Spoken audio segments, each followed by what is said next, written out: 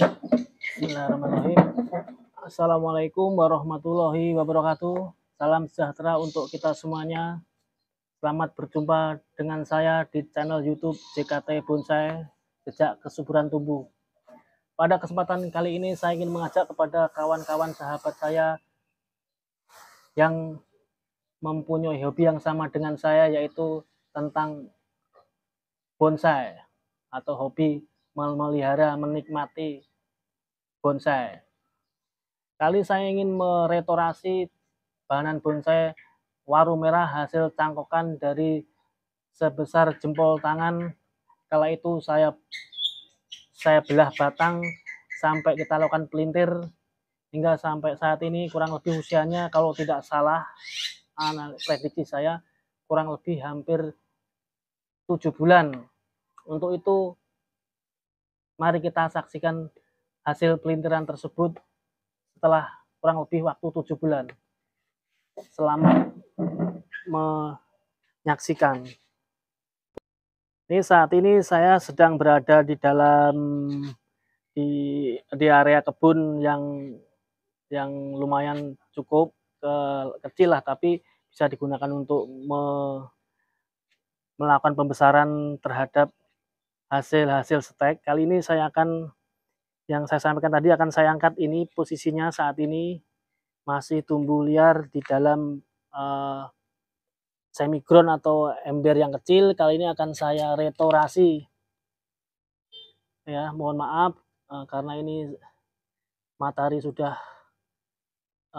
begitu panas sehingga mungkin berpengaruh pada gambar. Mohon maaf.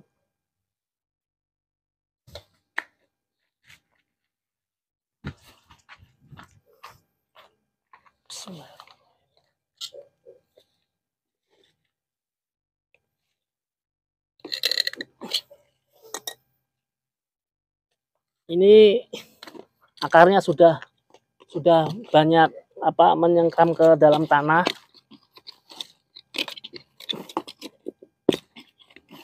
Kita lakukan pemutusan dengan menggunakan cutter.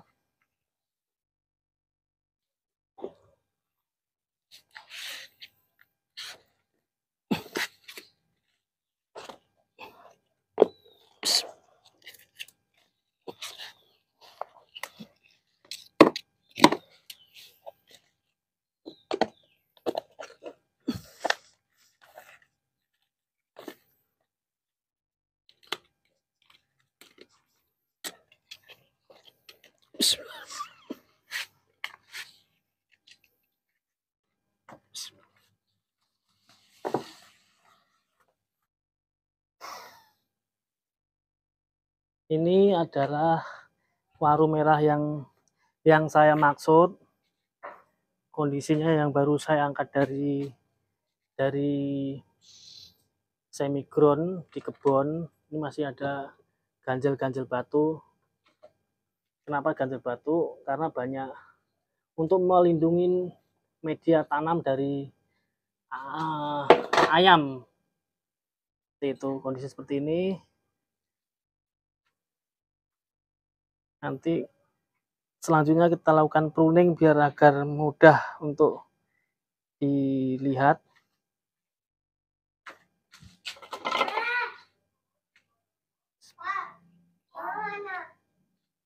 Ada di dalam.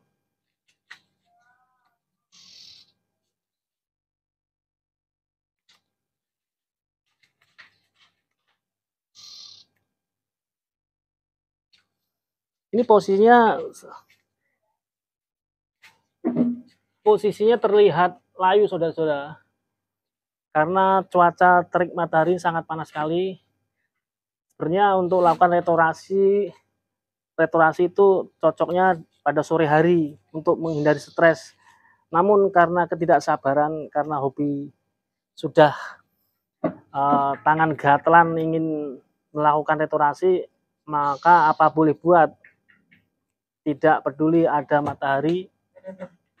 Tapi saya yakin 99% waru merah ini bandel terhadap panas matahari, karena notabene ini membutuhkan matahari yang sangat panas, full.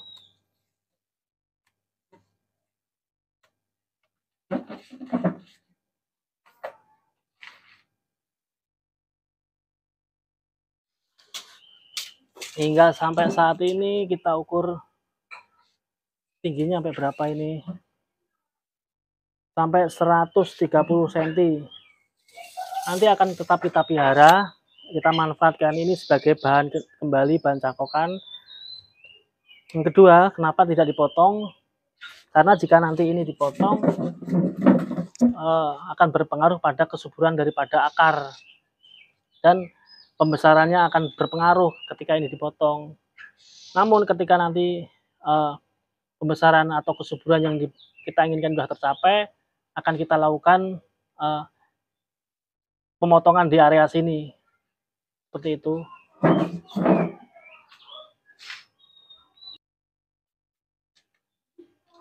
Kita kurangin dahan-dahannya agar dengan tujuan mengurangi penguapan, karena dalam proses restorasi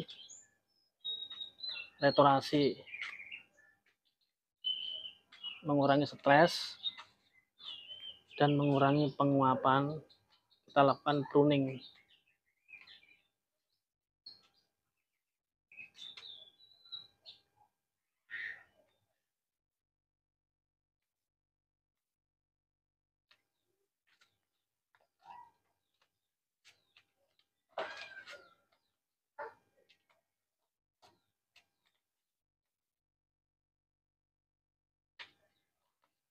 Ini ketinggiannya saya ulangi lagi 130 cm. Tetap akan saya pelihara, akan kita manfaatkan sebagai bahan cangkokan kembali.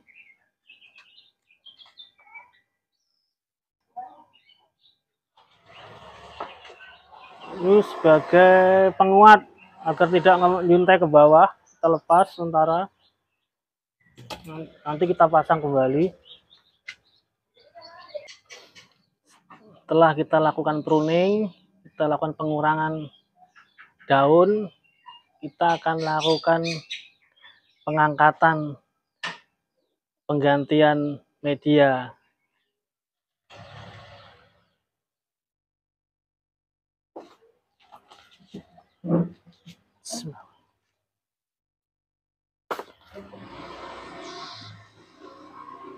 Untuk media yang saya gunakan adalah komposisi daripada pasir bangunan, sekam bakar, sekam mentah, dan kita juga menggunakan pupuk organik, yaitu pupuk kambing, pupuk kotoran kambing yang sudah difermentasi.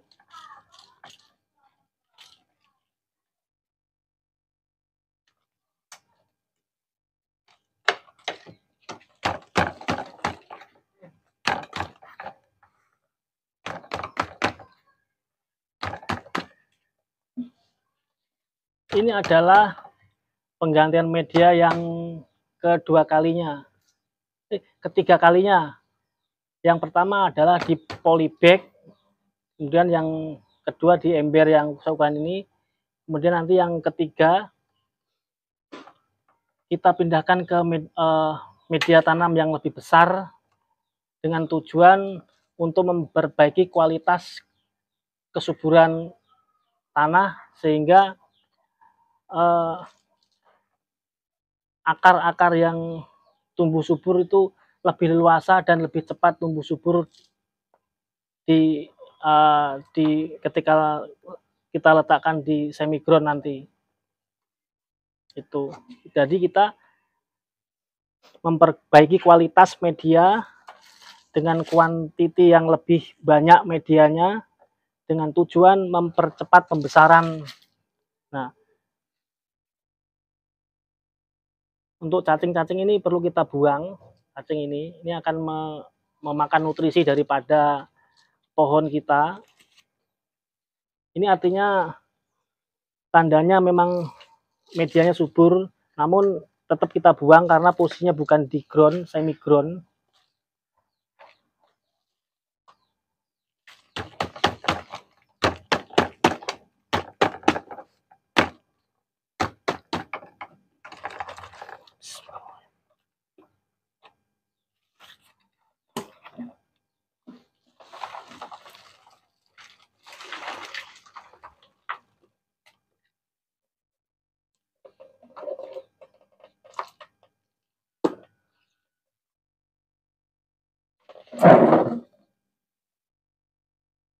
Nah,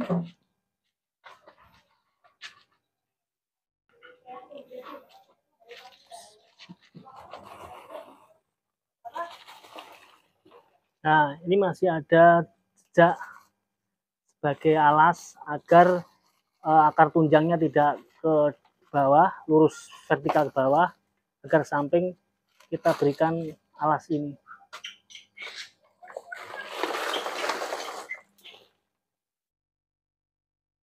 Tuh, bisa kita lihat akarnya cukup lumayan, cukup tumbuh subur.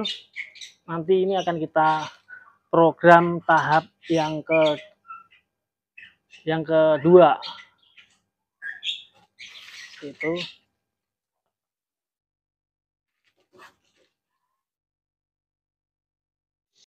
dia ini komposisinya adalah sekam bakar, sekam mentah, pasir, dan campuran tanah subur. Tanah subur yang terdiri dari campur juga dengan menggunakan kotoran kambing yang sudah difermentasi. Nah,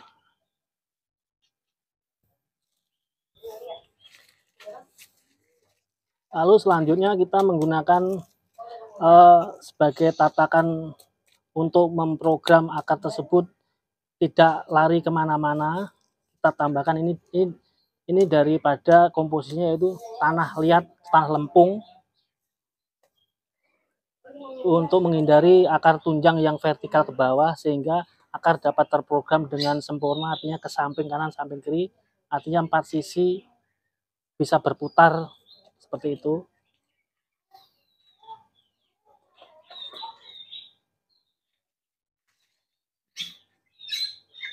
Bismillahirrahmanirrahim.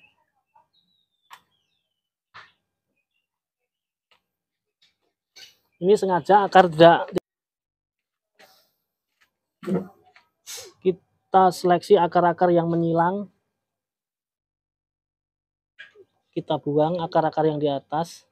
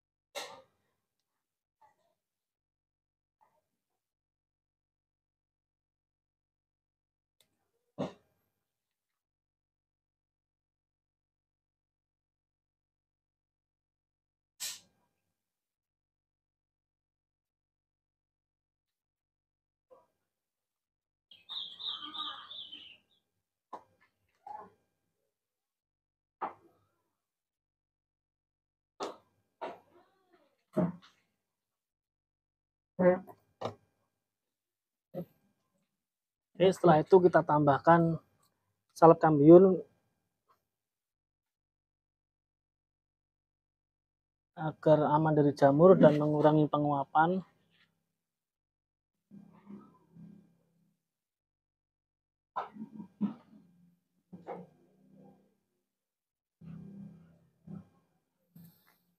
Bekas potong-potongan ini kita beri olesi salep kambium, tujuannya agar aman dari jamur, bakteri-bakteri, dan kambium segera menutup kembali.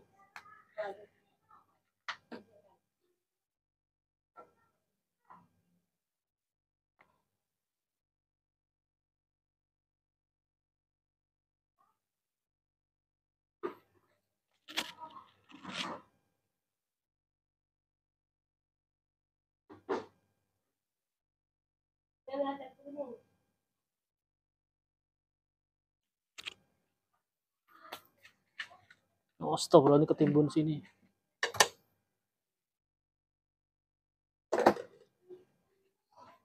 Dengan kita lakukan pemrograman sejak dini ini, diibaratkan anak kecil itu mudah dibentuk, mudah diatur. Lain cerita dengan akar yang sudah tua. Nah, nanti ketika sudah tua, nggak perlu kita program lagi. hanya kita lakukan seleksi lanjutannya aja gitu.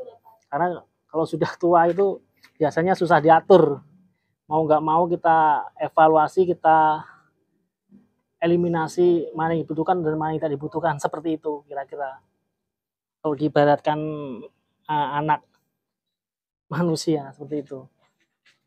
Langkah selanjutnya akan kita lakukan penimbunan dengan media yang sudah kita siapkan tadi.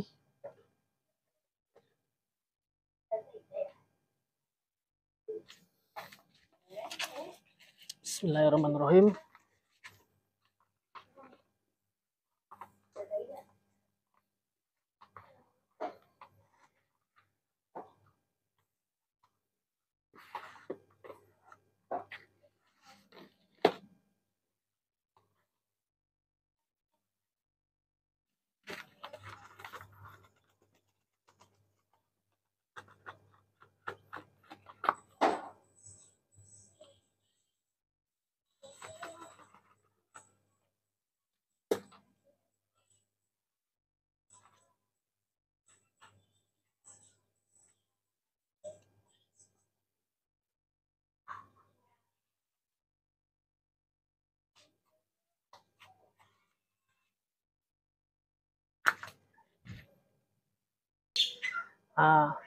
Perlu saya informasikan kepada seluruh sahabat-sahabat penghobi bonsai, pelintiran ini saya lakukan sejak dini ketika seukuran jempol jari tangan kita, di mana ini adalah dulu cabang daripada indukan yang saya ground di kebun.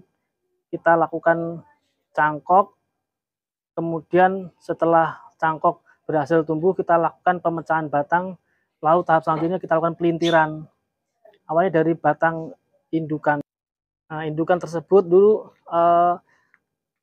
pelintiran tersebut tadi saya ambil dari sini, dari indukan ini. Nah, contohnya ini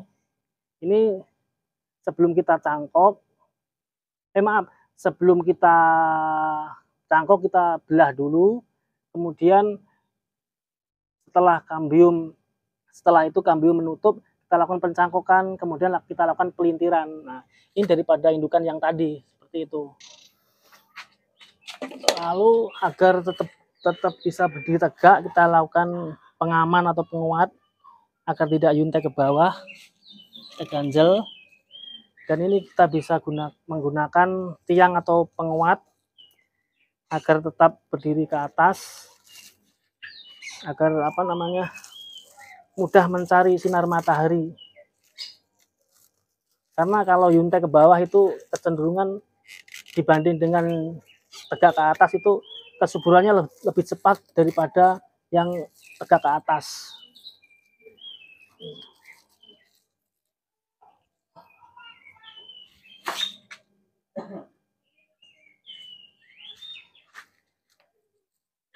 Ikat. Oke, kawan-kawan, saudara-saudara, sahabat penghobi, penikmat, pencinta bonsai, pengalaman yang saya bagikan ini mudah-mudahan bermanfaat untuk kita semuanya. Pada prinsipnya kita adalah sama-sama penghobi bonsai. Alangkah baiknya kita saling berbagi ilmu yang bermanfaat. Untuk sementara waktu hasilnya untuk kali ini sementara seperti ini dulu. Untuk proyek selanjutnya insya Allah akan nanti kita ulas kembali di tahap selanjutnya. Dari saya, apabila ada kata-kata yang salah atau kembali lagi tidak sesuai dengan versi kawan-kawan sahabat penghobi bonsai, dari saya Murianto dari channel YouTube JKT Bonsai, Jejak Kesuburan Tumbuh, saya mengucapkan mohon maaf yang sebesar-besarnya. Selamat menonton dan terus tetap berkarya dan semangat berkarya. Terima kasih. Wassalamualaikum warahmatullahi wabarakatuh.